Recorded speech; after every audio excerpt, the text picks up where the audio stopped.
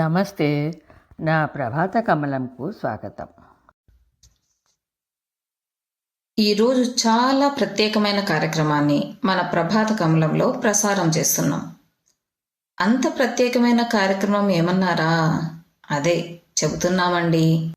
ఆవిర్భవ అనే పత్రిక మరియు రేడియో ఛానల్ కొరకు రచనా గారు ప్రత్యేకంగా మన మాలా కుమార్ గారిని ఇంటర్వ్యూ చేశారు. ఇది మన మాలా కుమార్ గారి మొట్టమొదటి ఇంటర్వ్యూ. ఆ ఇంటర్వ్యూ విషయాలను, విశేషాలను మనము విందాం రండి. నమస్తే మాలా కుమార్ గారు, ఎలా ఉన్నారు? నమస్తే అండి, బాగున్నాను. Thank you. మాలా కుమార్ గారు, ఇప్పుడు మీరు రచయిత్రి. ఫస్ట్ మీ ప్రస్థానం విశ్లేషకురాలిగా మొదలైంది. ఎవరైనా విస్తృత పుస్తక పఠనం తర్వాత రచయిత అవ్వాలనుకుంటారు, కానీ మీరు సమీక్షకురాలిగా ఎలా మారారు?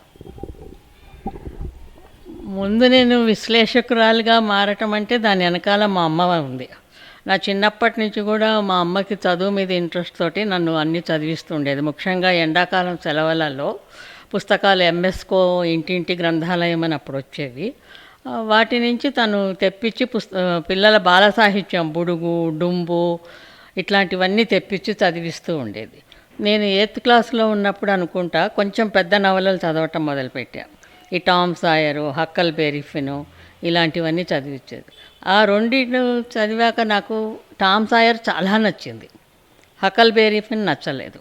మా అమ్మకు చెప్పా, అమ్మ నాకు హక్కల్ బేరీ ఫిన్ అస్సలు నచ్చలేదు, ఇంకోటి ఏదో ఉండేది డాన్స్కోనో ఏదో ఒక కామెడీ నావెల్ ఉండేది, అది బాగుంది, టామ్ సాయర్ బాగుంది అన్నాను. అంటే అది ఎందుకు నచ్చింది, ఇది నీకు ఎందుకు నచ్చలేదు అని ఫస్ట్ ఒక పలకాయ బాల్పం ఇచ్చి రాయమంది పాయింట్స్. రాశాక తర్వాత నాకు ఒక బుక్ ఇచ్చి నువ్వు పుస్తకం చదివినప్పుడల్లా నీకు అనిపించిన ఫీలింగ్స్ అని దాంట్లో రాయి అంది. అలా మొదలైంది. సో మేడం, ఒక మంచి సాహిత్య విశ్లేషకురాలుగా మీరు ఎన్నో రచనలు చదివారు. మీకు దానిలో భాగంగా రచనకు మధ్య ముఖ్య వైవిధ్యాలు ఏవని అనిపించాయి?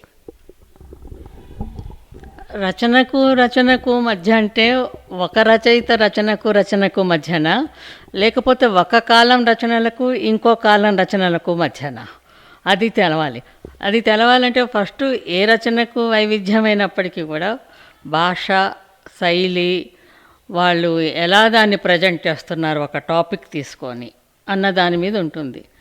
ఇప్పుడు కొంతమంది ఒకే మనిషి గురించి రాస్తారు, ఒక హీరోని పెట్టి హీరోని ఎక్స్ప్లాయిట్ చేస్తూ అందరూ రాస్తారు, కానీ అన్ని కథలు మనకి నచ్చవు. అదే బారిస్టర్ పార్వతీశం మొక్కపాటి నరసింహారావు గారు రాస్తారు, మొక్కపాటి నరసింహారావు గారు.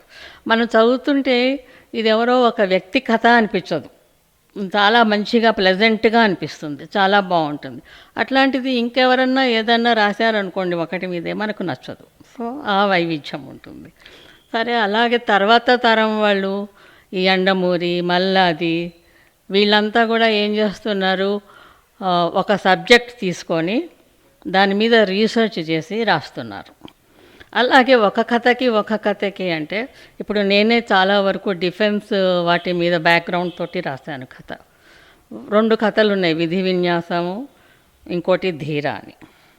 ధీర అనే కథలో ఆఫీసర్ చనిపోయాక ఆవిడ కొన్ని రోజులు బాధపడి తర్వాత తనంతట తాను ఉద్యోగంలో చేరి పిల్లవాడిని పెద్దవాడిని చేసి అతన్ని మళ్ళీ ఆర్మీకే పంపిస్తుంది.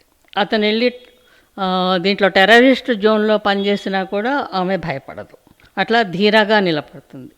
విధి విన్యాసాలలో అతను యుద్ధంలో చనిపోయాక హస్బెండ్ ఫ్రెండ్ ఆ అమ్మాయిని పెళ్లి చేసుకుంటానని ప్రపోజల్ చేస్తాడు 2 పిల్లలతోటి. కొంచెం ఆలోచించి చేసుకుంటుంది, పిల్లలకి తండ్రి సహాయం అవసరము అని, గ్రోయింగ్ పిల్లలకి. సో అతని సహాయంతో పిల్లలని పెంచి పెద్ద చేసి వాళ్ళని ఆర్మీలోకి పంపిస్తుంది. అంటే 2 స్త్రీలు వాళ్ళ భర్తలు యుద్ధంలో వీరమరణం పొందాక ఎలా ఫేస్ చేశారు, ఎలా అనేసి చెప్పారు. సో అట్లా కాలమాన పరిస్థితులు, మన చుట్టూ ఉన్న సంఘటనలు, మన సమాజము అవన్నీ కూడా వస్తాయి రచనలలో. దాన్ని బట్టి వివిధ వైవిధ్యం తెలుస్తుంది. రచనలో తరంలో కాలాన్ని బట్టి మారుతూ ఉంటుంది. మేడం మీరు ఇప్పుడు కాలానికి అనుగుణంగా మారే దాని గురించి అన్నారు.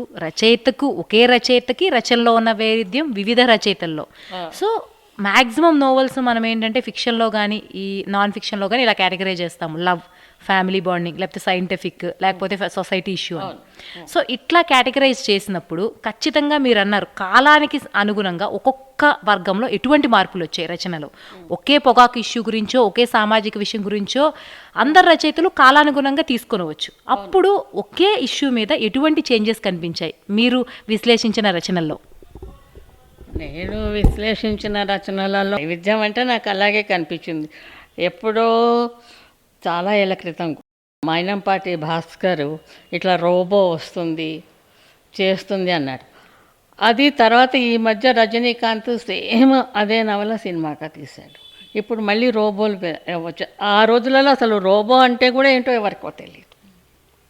మరి ఇప్పుడు మళ్ళీ రోబో తెలుసు, అదే నవలని సినిమాగా తీశారు. ఇప్పుడు బారిస్టర్ పార్వతీశంలో ఆ రోజులలో ఆయన భార్య రజస్వల్ అయిందని ఇంటి నుంచి వాళ్ళ నాన్న ఒక కార్డుకి పసుపు రాసి 4 పక్కల నీ భార్య రజస్వల్ అయింది అని చెప్పి ఉత్తరాన్ని రాస్తాడు.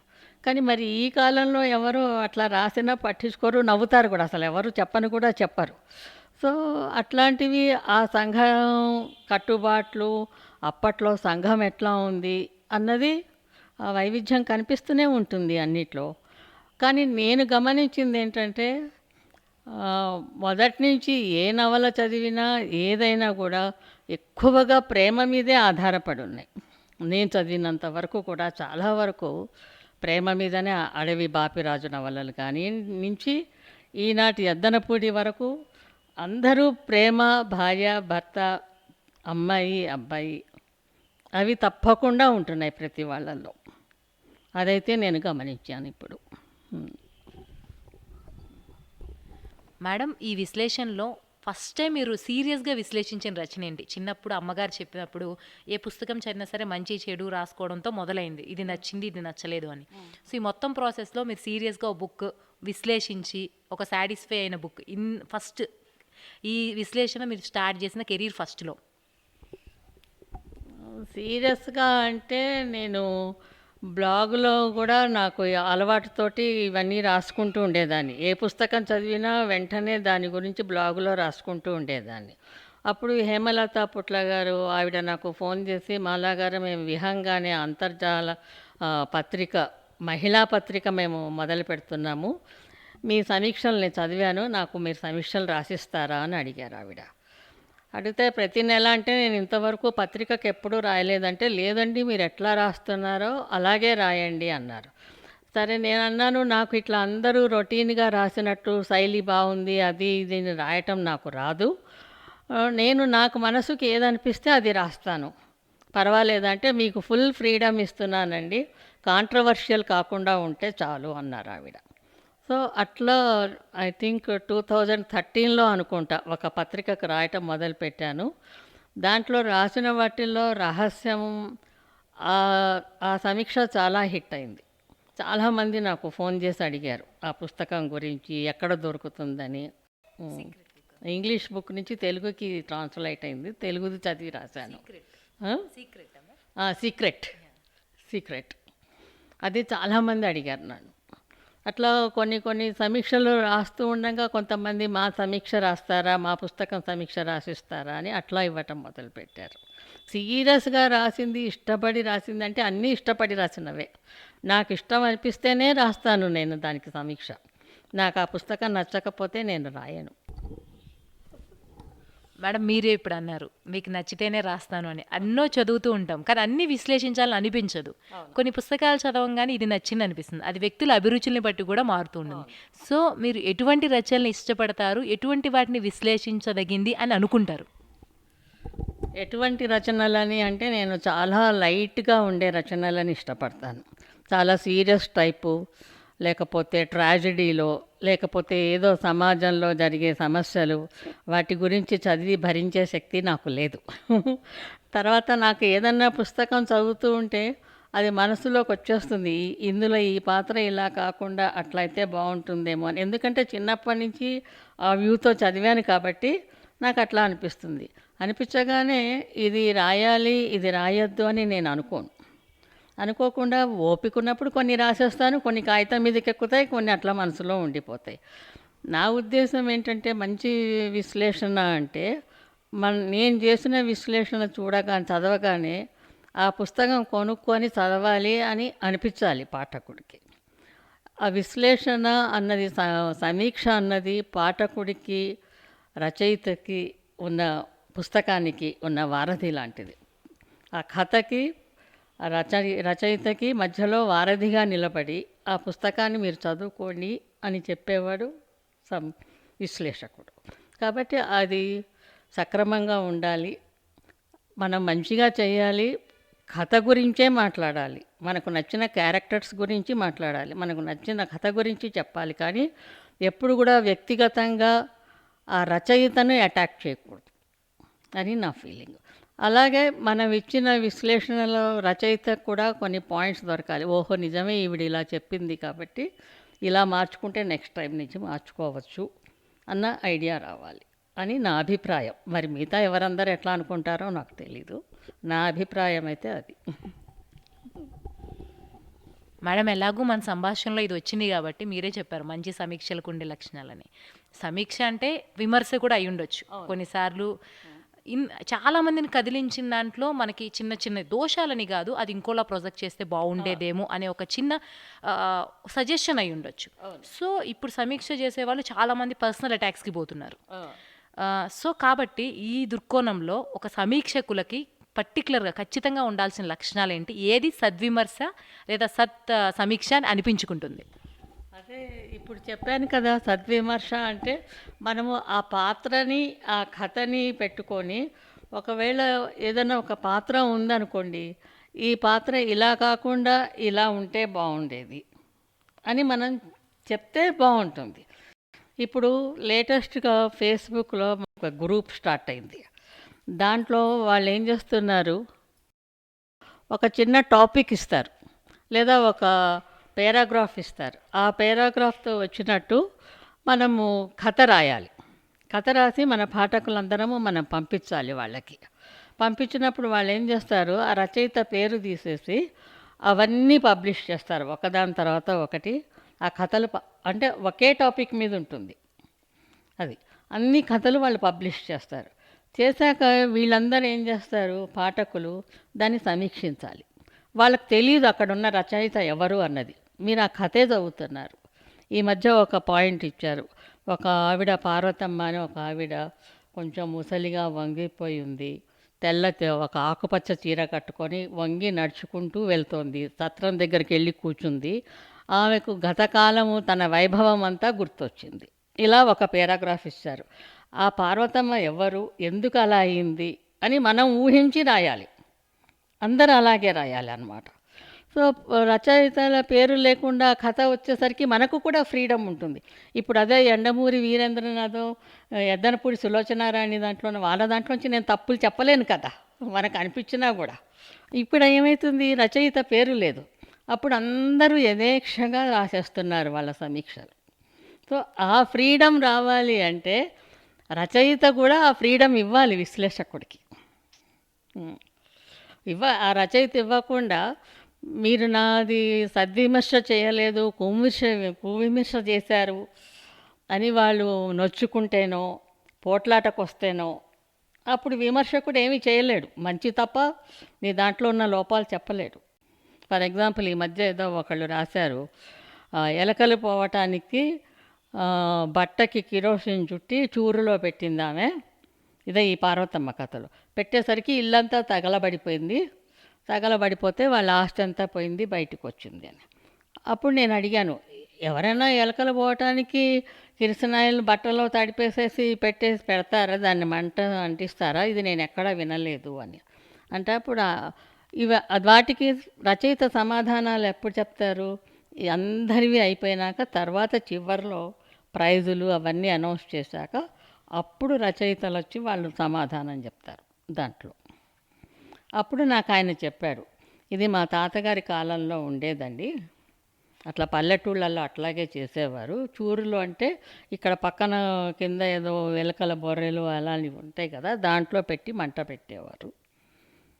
అట్లా ఆవిడకి పార్వతమ్మకు తెలియక ఇంట్లో పెట్టింది. అంటే అప్పుడు ఇంకో కొంతమంది అవునవును మాకు తెలుసు, మా తాతగారి ఇంట్లో చేసేవారు. సో ఇక్కడ చూడండి, కాల పరిస్థితి బట్టి మనకు తెలీదు. మనం ఏం చేస్తాము, ఎంతసేపు హిట్ కొడదామా అది కొడదామా అని చూస్తాం. సో ఇప్పుడు ఇక్కడ తెలిసింది కదా మనకి. సో ఇట్లా ఉంటుంది. అది విమర్శ అంటే మరి వాళ్ళు రచయిత కూడా కోఆపరేట్ చేయాలి సద్విమర్శ రావడానికి. మేడం, మీరు ఇంత మంచి విశ్లేషకురాలు, ఫస్ట్ నుంచి కూడా విశ్లేషణతోనే మీ కెరీర్ స్టార్ట్ అయింది. మరి సడన్గా రచయిత్రిగా ఎలా మారారు? ఈ క్రమం ఏమిటి? రచయిత్రిగా అంటే నాకు అప్పటి నుంచి కూడా, నేను 11th క్లాస్ చదివేటప్పుడు అనుకుంటా, స్కూల్ మ్యాగజైన్కి డిటెక్టివ్ బాబు అని ఒక కథ రాసి పంపించాను. ఇంకా తర్వాత రాయలేదు. నాకు చిన్నతనంలో పీయూసీ చదువుతుండగానే పెళ్ళైపోయింది, సంసారంలో పడిపోయినాను. పిల్లలు, ఆ తర్వాత గ్రాడ్యుయేషను, పోస్ట్ గ్రాడ్యుయేషను, నేను చదువుకోవటం, మా పిల్లలకు చదివించటం, పిల్లలు నేను అంతా పెరిగాం. కానీ అప్పుడు కూడా అప్పుడప్పుడు ఏదైనా సంఘటన చూస్తేనో ఏదన్నా అయితేనో ఇది కథ రాస్తే బాగుండేది అని అనిపించేది. కానీ నాకు రాసే శక్తి లేకుండా ఉండింది. తర్వాత మా పిల్లలంతా పెద్దవాళ్ళు అయ్యాక మా మనవాళ్ళతో పాటు నేను కూడా 2008లో కంప్యూటర్ కోర్స్ చేశాను. కంప్యూటర్ కోర్స్ చేసినప్పుడు బ్లాగ్ స్టార్ట్ చేసి ఇచ్చాడు మా అబ్బాయి. బ్లాగ్ స్టార్ట్ చేసి వచ్చినప్పుడు అక్కడ చిన్న చిన్న పోస్టులు, నీకు రాయటం ఇష్టం కదా, నీకు ఇష్టం వచ్చినట్టు రాసుకోవచ్చు మమ్మీ అంటే రాసుకుంటుంటే చిన్న చిన్న పోస్టులు రాస్తుండేదాన్ని. అప్పుడు అందరు కామెంట్స్ పెట్టి అట్లా పెడుతుంటే చాలా ఎంకరేజింగ్గా ఉండేది. అప్పుడే మా వారు అక్కడ బ్లాగులో పరిచయమైన ఫ్రెండ్స్ వాళ్ళందరూ, నీ ఫ్లో చాలా బాగుంది, చాలా బాగా రాస్తున్నావు, చాలా చదివించేటట్టున్నాయి, అందరం మేము కూడా దానికి కలిసిపోతున్నావు, అందులో నువ్వు రాయి అని అంటే అప్పుడు 2013లో మొదలుపెట్టాను కథలు రాయటం. అది ఒక కథ రాసి అప్పుడు కూడా ఇట్లానే మా ఫ్రెండ్స్ డిస్కషన్స్లో వచ్చింది. ఒక అమ్మాయి చిన్నప్పటి నుంచి వాళ్ళ బావని పెళ్లి చేసుకుంటామని చెప్పాక ఆ బావ వేరే అమ్మాయిని పెళ్లి చేసుకొని వెళ్ళిపోతే అమ్మాయి డిప్రెషన్లోకి వెళ్ళిపోతుంది అని ఒక ఆయన ఎవరో చెప్తున్నారు, వాళ్ళ మేనకోడలు అట్లా అయిందని. అప్పుడు వెంటనే అది మైండ్లోకి వెళ్ళి నీ జతగా నేను ఉండాలి అనే కథ రాసి రచనకి పంపించాను. రచనకి పంపిస్తే వాళ్ళు పబ్లిష్ చేయడానికి టైం పట్టింది. ఈ లోపల మా విహంగాకి మా ఫ్రెండ్ హేమలత పుట్లాడి గారు, నువ్వు కథలు రాస్తున్నావని నిన్న ఒక కథ రాసి పంపించమ్మాయి అన్నారు. అనేసరికి మట్టిలో మాణిక్యం అని ఒక కథ రాసి పంపాను. మాకు ఒక ఫ్రెండ్ ఉండేది, మేము పీయూసీ చదువుకునేటప్పుడు. ఆ అమ్మాయి చాలా బాగా పాటలు పాడేది. కానీ ఆ అమ్మాయి సన్నగా చిన్నగా ఉండేది, మొహం మీద కొంచెం నల్ల మచ్చ ఉండేది, క్లాసులు అందరూ ఏడిపిస్తూ ఉండేవాళ్ళు ఆ పిల్లని. సో ఆ అమ్మాయిది గుర్తుకొచ్చి మట్టిలో మాణిక్యం అని రాశాను. తర్వాత నాకు ఒకటి ఊరికే ఒక రాంగ్ కాల్ వస్తుండేది, దయచేసి సారికారాజుతో మాట్లాడొచ్చా అని, మేము ఇంటికి వచ్చిన కొత్తల్లో. దాని మీద విసుకొచ్చి ఒక కథ రాశాను. రాస్తే నా ఫస్ట్ రాసిన కథ నీ జతగా నేను ఉండాలి. అది కాకుండా మట్టిలో మాణిక్యం ఏమో ఆన్లైన్ మ్యాగజైన్లో ఫస్ట్ పబ్లిష్ అయింది. దయచేసి సారికారాజుతో మాట్లాడవచ్చా ఏమో ఆంధ్రభూమి మంత్లీలో వచ్చింది. తర్వాత నా మొదటి కథ 1 year తర్వాత వచ్చింది రచనలు. దానికి వాళ్ళు కథాపీఠం అవార్డు కూడా ఇచ్చారు. అట్లా మొదలైంది నా కథ. మేడం, మీ అన్ని రచనలో కన్నా కూడా మీరు బాగా మాలా కుమార్ గారు లేదా కమలా గారు అనగానే మనకి ఫస్ట్ గుర్తొచ్చేది ఏవండి కథలు. ఏవండి కథలు అనేది మీ జీవితంలో పెనవేసుకుపోయి మీ జీవితంలో ఒక భాగమైన కథలని చెప్పుకోవచ్చు. సో వాటితో మీ అనుబంధం గురించి చెప్పండి. నేను బ్లాగ్ మొదలుపెట్టిన కొత్తల్లో మా అబ్బాయి చెప్పాడు, అమ్మ నువ్వు ఏమన్నా రాయి కానీ కాంట్రవర్షియల్ సబ్జెక్ట్ రాయొద్దు అనగానే వెంటనే పక్క నుంచి మా ఏమండి గారు, అవునవును నువ్వన్నీ రాయకు, అట్లాంటివన్నీ రాసేస్తే ఏదన్నా గొడవలైతే నువ్వు తట్టుకోలేవు అన్నారు. తట్టుకోలేవు అంటే నేను మరి నేను ఇంకా ఏమి రాయను, ఏమున్నాయి, ఏ సబ్జెక్ట్, ఇది రాయకు అది రాయకు అది రాయకు అంటే నేను ఇంకా ఏం రాయను, మీ మీదే రాయనా అన్న మా వారితో. కాసేపు పాపం ఆలోచించారు, పైకి కిందికి చూసి సరే రాసుకోవాలి. అట్లా బ్లాగులో నా మనవాళ్ళు నా మనవరాళ్ళు మా ఏమండి అంతే ఇంట్లో ఏదన్నా చిన్న సంఘటన కాగానే ఓసారి ఏదో బనీన్ ఉతకమని ఇచ్చారు మా వారు. ఆ పనమ్మాయి ఏం చేసింది, దాని నిండా బ్లూ అంటించేసింది. దాని మీద ఒక ఇన్సిడెంట్ మీద రాసేసాను. అలా అట్లా ఇక మా ఏమండి కథలు రాస్తుంటే ప్రతి వాళ్ళు కూడా అరే మా ఏమండి కూడా ఇలాగే చేస్తారు అనేసేసి ఆ ఏమండి కథలు పాపులర్ అయిపోయినాయి. అట్లా నా జీవితంలోనే మా ఏమండి అలా పెన వేసుకుపోయినారు. తర్వాత ఆయనకు కూడా సరదా వచ్చేసేసి ఏం కామెంట్ రాశారు, ఎవరు రాశారు అని అడగటం మొదలుపెట్టి బయట నుంచి రాగానే మాలా ఇవాళ ఇన్సిడెంట్ అయింది, దీని మీద రాసేసే కథ అనటం, ఆయన ఎక్స్పీరియన్సులు చెప్పటం. తర్వాత నేను కథలు రాసినప్పుడు ఈ విధి విన్యాసాలు కథ కూడా మా వారే చెప్పారు నాకు. వాళ్ళ ఫ్రెండ్కి జరిగింది. ధీరా ఏమో మా ఫ్రెండ్కే జరిగింది. ఈ ఆర్మీ ఎక్స్పీరియన్సెస్లు అవి చాలా వరకు నా ఏమండి కథలన్నీ కూడా నేను ఆయన కలిసే రాసాము అంటే ఆయన చెప్పేవారు నాకు టాపిక్. మొదట్లోనేమో మా ఇద్దరి గొడవలు అవి రాసుకునేదాన్ని. నన్ను మా వారు బజార్లో మర్చిపోయి కారు వేసుకొని వెళ్ళిపోవటము, ఇట్లా బనీనికి రంగు అంటిస్తే అరవటము, కూర మాడిందని అరవటము, వాటి మీద రాసుకునేదాన్ని.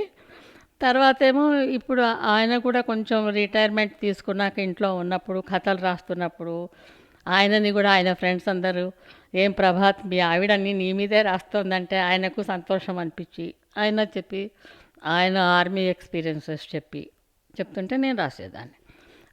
అంతా రాసాక మాలా పంచు రాలేదనేవారు, మళ్ళీ కూర్చొని రాసేదాన్ని. ఆ రకంగా ఇద్దరం కలిసి రాసాము. నా జీవితంలో నా కథలలో అన్నీ మా యమండి గారు అలా పెనవేసుకుపోయినారు. Mr and Mrs Nimbu Pani story, అది అభినందన్ ఆ మధ్య పట్టుబడ్డాడు కదా పాకిస్తాన్లో, అప్పుడు ఆయన చెప్పారు. అప్పుడు ఇతను చాలా లక్కీ ఫెలో, ఈ రోజులలో అందరికీ తెలిసిపోయి ఇట్లా బయట వచ్చేసాడు. అదే మేమున్నప్పుడైతే మాకు ఇట్లా ఉండేది కాదు, అసలు ఎంతమంది అట్లా తప్పిపోయినారో మాకు తెలిసేది కాదు. అది కాకుండా మా వారు ప్రతి సంవత్సరము ఈ రాజస్థాన్ ఎడారులకి ఎక్సర్సైజ్కి వెళ్ళేవారు. ఎక్సర్సైజ్కి వెళ్ళినప్పుడు అక్కడ ఇట్లా బార్డర్స్ కట్టిలేవు. ఇప్పుడంటే బార్డర్స్ కట్టారు కానీ అప్పుడు బార్డర్స్ కట్టిలేవు. కొన్ని ప్లేస్లలో ఇప్పుడు కూడా లేవట. సో అటుపక్క పాకిస్తాన్ వాళ్ళు ఉంటారు, ఇటుపక్క వీళ్ళు ఉంటారు. వీళ్ళు ఎక్సర్సైజ్ చేస్తుంటారు, వాళ్ళు ఎక్సర్సైజ్ చేస్తుంటారు, పొరపాటున చేసినట్టు వాళ్ళు చేస్తుంటారు. వీళ్ళకి ఏదో అవుతుంటుంది. రాత్రిపూట కాగానే సాయంత్రం 6ంటికే బ్లాక్అవుట్ చేసేట్టు ఇవన్నీ కూడా నాకు మా వారు చెప్పారు. ఇది మొత్తం కూడా mister and Mrs Nimbu pani స్టోరీలో రాశాను నేను. ఇలాగా నా ఏమండి కథలు మా ఏమండి దగ్గరుండి రాయించుకున్నవి. తర్వాత ఆయనకి మరి ఆర్మీలో అలవాటైంది కొని ఏమన్నా అనుకోండి, రోడ్డు మీద వెళ్తుంటే ఏదన్నా చిన్న సంఘటన జరిగినా కూడా ఆయన ఊరుకోరు. ఫర్ ఎగ్జాంపుల్ ఒకసారి నేను ఇక్కడ కూర్చొని చదువుకుంటున్నా, ఆయన ఇక్కడ అర్నబ్ గోస్వామి చూస్తున్నారు. బయట రోడ్డు మీద నుంచి ఒక అమ్మాయి చేయబట్టుకొని ఎవరో గుంజుతుంటే వదులు వదులు వదులని గట్టిగా వినిపించింది. ముందు నేను అనుకున్నాను సినిమా షూటింగ్ అనుకున్నాను, ఎందుకంటే మాకు ఇక్కడ సినిమా షూటింగ్స్ చాలా అవుతుండేవి అప్పట్లో. వెళ్ళి చూస్తే కాదు, ఎవరో ఒక అబ్బాయి గుంజుతున్నాడు. నేను మా వారికి చెప్పగా ఆయన గబ్బా పరిగెత్తుకుంటూ వెళ్ళి ఆ అమ్మాయి చెయ్యి వదిలేసి ఆ అమ్మాయిని తీసుకొచ్చి లోపల కూర్చోబెట్టి ఆ అబ్బాయి నిన్ను పోలీసులకు పట్టిస్తాను అంటే అట్లా జరిగింది. దాన్ని కూడా నేను మా ఆయన బంగారం అని చెప్పి కథ రాస్తే అది ప్రతిలిపిలో పాఠకులందరూ వాళ్ళు ఎన్నుకున్నారు ఉత్తమ కథగా దాన్ని. సో ఇట్లా ఆయన కూడా బజార్ మీద ఏమన్నా జరిగినా ఏమన్నా అయినా, ఇప్పుడు మా పక్కింటి వాళ్ళు ఉన్నారు, వాళ్ళంతా అనేవారు మేజర్ గారు ఊళ్ళో ఉన్నారంటే మాకందరికీ ధైర్యం అని. ఆవిడ వెళ్తుంటే మా ఇంటి ముందు నుంచి ఎవరో చేను గుంజాడు దొంగ, మేజర్ గారు అని గట్టిగా అరిచింది ఆవిడ. అరిచేసరికి మా వారు వెంటనే పరిగెత్తారు కిందికి. ఆవిడని తీసుకొచ్చి పైన కూర్చోటి మంచినీళ్ళు ఇసి ఈ లోపల పారిపోయిన. ఆ రకంగా అని మరి ఆయన కూడా మరి మా ఏమండి కాబట్టి నాకు విరోచితంగా అనిపించవేమో, అందుకని అవన్నీ కూడా నేను స్టోరీస్ రాసి ఇలా వేరేవి స్టోరీస్ పోయి ఏమండి స్టోరీస్ వచ్చినాయి. వేరేవి ఏంటంటే ఏదన్నా నాకు కొంచెం సైకాలజీ సబ్జెక్ట్ అంటే ఇష్టం. రోజు పేపర్లో వచ్చే సైక్రాటిస్టులు ఇచ్చే క్వశ్చన్ ఆన్సర్స్ చదువుతుంటాను. దాంట్లో నుంచి ఏదన్నా ఒక నచ్చితే దాని మీద కథ రాయటం, లేకపోతే మా ఏమండి కథలు రాయటం. మాలా కుమార్ గారు, మీరు ఎన్నో పుస్తకాలు చదివారు, దాంతోపాటు విశ్లేషకురాలు, రచయిత్రిగా కూడా అయ్యారు. సో ఇన్ని ఇయర్స్ ఆఫ్ జర్నీలో మీకు నచ్చిన రచనలేంటి? వాటి గురించి మీ అనుభవాలు మన ఆవిర్భావ శ్రోతలతో పంచుకుంటారా? ఇది చాలా కష్టమైన క్వశ్చన్ అండి. ఎందుకంటే నేను ముందే చెప్పాను, నేను వేరే వాటికి పోను, హాయిగా ప్రశాంతంగా ఉండే ఏ లవ్ స్టోరీసో. ఇప్పుడు నాకు ఇంత వయసు వచ్చినా నాకు ప్రేమ కథలే ఇష్టం, హాస్య కథలే ఇష్టం. నేను ఎక్కువగా హాస్య రచనలు, ప్రేమ కథలు, లేకపోతే ఎండమూరివి, మల్లాది ఇచ్చే పజిల్స్, అలాంటివన్నీ నాకు చాలా నచ్చుతాయి. కాబట్టి నాకు ఆ నవలలన్నీ చాలా నచ్చినాయి. ఇప్పుడు నేను ఆ నవలలు మొన్న ఎవరో అడిగితే కూడా నేను ఇవ్వను వాటిని. ఎవరికైనా ఆ నవలలు అడిగినా కూడా వాళ్ళకి ఎవరికి ఏ నవల ఇచ్చానో అది పేరు రాసుకొని ఇస్తాను. మళ్ళీ వాళ్ళ వెంటబడి పీడించుకొని ఆ పుస్తకం తీసుకుంటాను. కాబట్టి నాకు నచ్చిన నవలలన్నీ అవే. మామూలు ఇవే సింపుల్ నవలలు నచ్చుతాయి, లేకపోతే హాస్య నవలలు నచ్చుతాయి. నేను సామాన్య పాఠకురాలి, మామూలు గృహిణికి నచ్చేవే నచ్చుతాయి నాకు. సో అట్లా చెప్పాలంటే నాకు ఎద్దనపూడి విజేత చాలా నచ్చింది. ఎద్దనపూడి నవల్స్ అన్నీ చాలా నచ్చుతాయి. సో కాకపోతే వాళ్ళు సినిమాలుగా తీసి పాడు చేస్తున్నారు. ఆ సినిమాలు మటుకు నాకు నచ్చవు.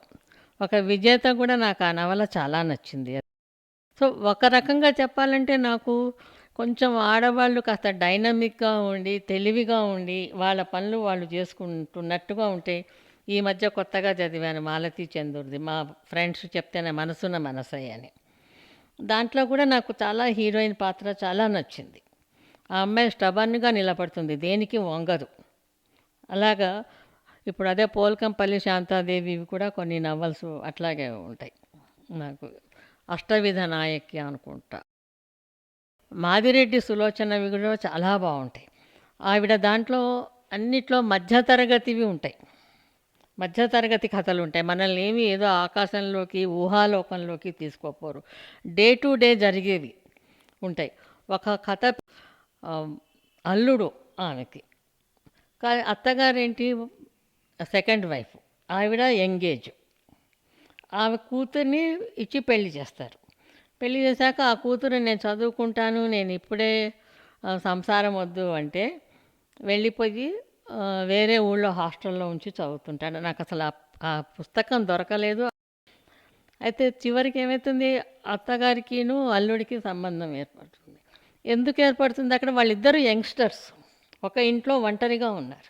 సో ఆ పరిస్థితులు అవన్నీ న్యాచురల్గా ఉంటాయి మాదిరెడ్డి సులోచనవి. భిన్న ధృవాలు కానీ, కాంతి రేఖలు కానీ, అలాంటివన్నీ కూడా. సో ఇట్లా సామాన్యంగా ఉండేవి నాకు నచ్చుతాయి కథలన్నీ కూడా. అట్లా బాగుంటుంది. ఈ మధ్య నా చిన్నప్పుడు ఒకసారి చదివాను, నేను కథలు చదివేటప్పుడు చిన్నారి చెల్లి అని చదివాను. అది ఈ కాలానికి కూడా వర్తిస్తుంది ఆ నవల. ఏమవుతుంది, తల్లి తండ్రి చాలా ఫ్రీగా ఉంటుంటారు. వాళ్ళ పిల్లలు చిన్నపిల్లలు కదా, చాలా చిన్నపిల్లలు అని చెప్పేసి చాలా ఫ్రీగా ఉంటారు. నాకు ఆ చదివినప్పుడు ఆ కథ ఇప్పుడు ఈ కాలంలో కపుల్స్ని చూస్తుంటే నాకు అదే కొన్నిసార్లు ఆ కథ గుర్తొస్తూ ఉంటుంది. ఏమవుతుంది, చివరికి ఆ తల్లి తండ్రి ఫ్రీగా ఉండటం చూసి కొడుకు 7 ఏళ్లవాడు చిన్నపిల్లవాడు చెల్లెల్ని అత్యాచారం చేస్తాడు. అత్యాచారం అని కూడా వాడికి తెలీదు. వాడు చూస్తాడు పేరెంట్స్ అట్లా ఉండటం, తల్లి తండ్రి అట్లా ఉండటం. అయితే ఆ అమ్మాయి కొంచెం సైంటిఫిక్గా కూడా రీజన్ ఇచ్చారు అందులో రచయిత్రి. ప్రెగ్నెంట్ అవుతుంది. అంత చిన్న పిల్ల, మెచ్యూర్ కాని పిల్ల కూడా ఎట్లా ప్రెగ్నెంట్ అవుతుందో ఆవిడ సైంటిఫిక్గా అక్కడ రీజన్స్ రాశారు. ఓన్లీ కంటెంటే గుర్తుంది నాకు. అయితే వాళ్ళ ఇంట్లో పనిచేసే పనివాడి మీదనో ఎవరి మీదనో వాళ్ళు కేసు వేస్తారు, వాడు చేశాడేమో అని. చివరికి జడ్జిమెంట్లో తెలుస్తుంది ఏంటి, ఆ అబ్బాయి ఒకసారి కిటికీలో నుంచి వాళ్ళ అమ్మా నాన్నని చూస్తాడు. అది ఎట్లా ఉంటుంది అని చెల్లి మీద వాడు ప్రయోగిస్తాడు. సో ఇవాళ కపుల్స్ కూడా పిల్లలను అంతా పట్టించుకోవటం లేవు, ఒకళ్ళ మీద ఒకళ్ళు పడిపోవటము రోడ్డు మీద చూస్తే. నాకు ఎప్పుడు ఎందుకో ఆ కథ చాలా ఇప్పటికీ కూడా ఆ కథ నాకు మనసులో నిలిచిపోయింది. అది ఎంత దారుణం కదా అసలు. తల్లిదండ్రులు అంత బాధ్యతారాహిత్యంగా పిల్లల్ని ప్రేమిస్తున్నారు కానీ పట్టించుకోవటం లే వాళ్ళ బిహేవియర్తో పిల్లలు ఎట్టుపోతున్నారు అని. సో నేను చదివిన కొంచెం భారమైన నవల ఇదే. మాలాకుమార్ గారు, ఫైనల్గా ఇప్పుడు కొత్తగా వచ్చే ఔత్సాహిక రచయితలకు కానీ విశ్లేషకులకు కానీ మీరిచ్చే, మీ అనుభవంతో మీరిచ్చే సలహాలు సూచనలు ఏంటి? సలహాలు సూచనలు ఇచ్చేంత దాన్ని ఏమీ కాదండి నేను. కాకపోతే ఈ ఈ కాలంలో అందరూ కూడా కొంచెం పరిస్థితులను చూసి నేను చాలామంది చూస్తున్నాను. నేను రచయిత్రులను కలుస్తుంటాను. ఈ పుస్తకావిష్కరణలు అప్పుడు వెళ్తుంటాను. వాళ్ళ పుస్తకాలు చదువుతుంటాను, చూస్తుంటాను. కాకపోతే ఇప్పుడు రచయితలందరిలో కూడా చాలా అవేర్‌నెస్ వచ్చేసింది. ఇష్టం వచ్చినట్టుగా ఎవరు రాయటం లేదు. చూసుకొని తెలిసే రాస్తున్నారు. కాకపోతే కొన్ని కొన్ని పత్రికలలో శృంగారం ఎక్కువగా రాస్తున్నారు. అదొక్కటి నాకెందుకో నచ్చటం లేదు. అది తప్ప ఇప్పుడు అందరూ బాగానే రాస్తున్నారు. అంతా బాగానే ఉంది. మనం చెప్పాల్సింది ఏమీ లేదు. అవేర్‌నెస్ చాలామందికి వచ్చేసింది. దానికి తగ్గట్టు ఆన్‌లైన్ కూడా మ్యాగజైన్స్ చాలా వచ్చేసినాయి. సో దాంతో ఎంకరేజ్మెంట్ కూడా వచ్చింది రచయితలకి. ఎంకరేజ్మెంట్ వచ్చేసరికి వాళ్ళు కూడా కాంపిటీటివ్గా రాస్తున్నారు. సో చాలా వరకు నాకైతే ఈ తరం వాళ్ళవి బాగానే నచ్చుతున్నాయి, మంచిగా ఉన్నాయి. చెప్పాలంటే మా మా అమ్మ ముందు నుంచి చదువుతుంది కదా, ఈ ఫ్రెండ్స్ అంతా చాలా బాగా రాస్తున్నారు. సాహిత్యం బాగా అభివృద్ధి చెందింది. అడ్డగోలుగా ఎవరు రాయటం లేదు అని మా అమ్మ అభిప్రాయం అది. మాలాకుమార్ గారు మీ అమూల్యమైన సమయం వెచ్చించి ఒక స్ఫూర్తిదాయకమైన సాహిత్య ఇంటర్వ్యూ ఇచ్చినందుకు thank you so much from the team Avirbhava. మీరు సాహిత్యం సంతోషంతో వర్ధిల్లాలని టీం ఆవిర్భవ మనస్ఫూర్తిగా కోరుకుంటుంది. థ్యాంక్ యూ అండి మీ అభినందనలకు. మీ ఆవిర్భావం కూడా నేను మొదటి నుంచి చూస్తున్నాను. నాకు చాలా నచ్చింది. ముఖ్యంగా మీ కవర్ పేజ్ పిక్చర్స్ చాలా బాగుంటున్నాయి. అవి ఆ కవర్ పేజ్ మీరు వేస్తున్న డిజైన్ నాకు చాలా బాగా నచ్చుతుంది. నేను చూస్తున్నాను కొన్ని కొన్ని చోట్ల ఆన్లైన్ నుంచి పుస్తకం కొని వేస్తున్నారు, కానీ వాటి మీద చాలా బాగుంటున్నాయి. తర్వాత మీరు లోపల రాస్తున్న విషయాలు కూడా చాలా బాగుంటున్నాయి. అన్నీ ఇంటర్వ్యూలు కానీ వేరే విషయాలు కూడా నేను చాలా చదువుతున్నాను, బాగా రాస్తున్నారు. తర్వాత మీ ఆవిర్భావం కూడా ఇంకా బాగా అభివృద్ధిలోకి రావాలని, చాలా బాగుందని కోరుకుంటున్నాను. Wish you all the best. Congratulations Malakumari garu. మీరు ఇలాగే సాహిత్యం సంతోషంతో నిత్యం వర్ధిల్లుతూ ఉండాలని మేము మనస్ఫూర్తిగా కోరుకుంటున్నాం. Thank you ma'am.